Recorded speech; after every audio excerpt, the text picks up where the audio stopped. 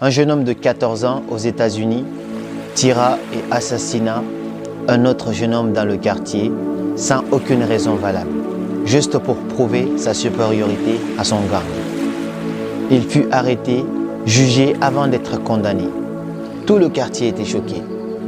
Mais durant tout ce temps, la mère du gosse qui avait été tué n'avait pas dit un seul mot, parce que c'était son fils unique. Elle était complètement abasourdie.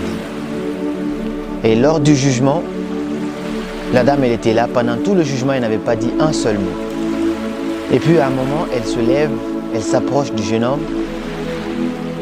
et puis lui dit calmement, « Je vais te tuer ». Elle le regarde droit dans les yeux et lui dit, « Je vais te tuer ».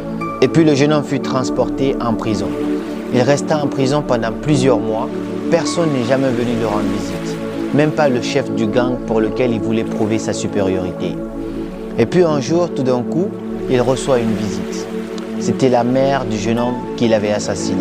Lorsqu'il a vu la dame, il a eu peur. Ensuite, la dame lui dit, « Non, ne t'inquiète pas, je suis venu juste pour prendre de tes nouvelles et puis t'apporter quelques cigarettes. » Et quelques mois plus tard encore, la dame commençait à venir petit à petit. Parce que depuis que le gars il était en prison, personne ne le visitait parce qu'il n'avait pas de famille. Et la dame commençait à venir régulièrement. À chaque fois qu'elle venait, elle lui apportait des petits cadeaux, des cigarettes, essayant de comprendre la mentalité du jeune homme qui a tué son seul et unique fils. Et puis, quelques années plus tard, le jeune homme avait 18 ans. Il n'allait pas tarder à sortir de prison. La dame vient lui rendre visite et puis lui pose des questions. Il lui dit, « Qu'est-ce que tu vas faire quand tu sors de prison ?» Le jeune homme répond, « Je ne sais pas. Je ne sais absolument pas ce que je veux faire de ma vie. J'ai aucun membre de ma famille. » Il lui dit, « D'accord, j'ai un ami qui gère une usine à côté de chez moi. Est-ce que ça te dirait que je te trouve un emploi là, que tu travailles là ?» Le jeune homme dit, « Oui, je veux bien. » Ensuite, il lui dit, « Mais où tu vas habiter ?» Le jeune homme dit, « Je ne sais pas, je n'ai aucune idée. Je n'ai pas de famille, j'ai personne. » Il lui dit, « J'ai un petit espace chez moi, j'ai une petite chambre chez moi. Est-ce que tu veux habiter là-bas également ?» Le jeune homme accepte ça aussi, il dit oui.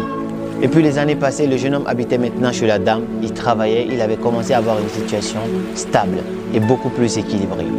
Et un soir, la dame appelle le jeune homme et lui dit, « Je veux te voir dans ma chambre, je veux qu'on parle. » Le jeune homme vient et la dame lui demande, « Est-ce que tu te rappelles le jour de ton jugement, je t'avais dit une phrase. Je t'avais dit que j'allais te tuer. » Il dit, « Oui, maman, je me rappelle. Je ne vais jamais oublier ce jour. » Il dit, « Bien, alors je l'ai fait. » Il dit, « Je ne voulais plus jamais revoir ce jeune homme qui a tué mon fils, mon unique fils.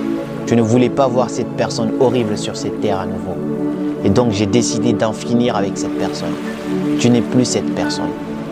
Si j'ai investi en toi durant tout ce temps, c'est pour faire de toi une meilleure personne, pour ne plus jamais revoir cette personne horrible qui m'a pris mon seul et unique fils. »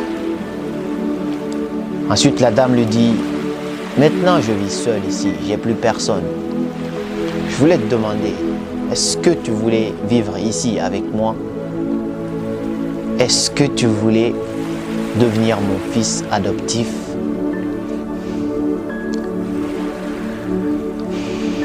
Le jeune homme lui dit, « Oui, je veux bien. » Et elle devient la mère de l'assassin de son fils. La mère qui n'avait jamais eu auparavant.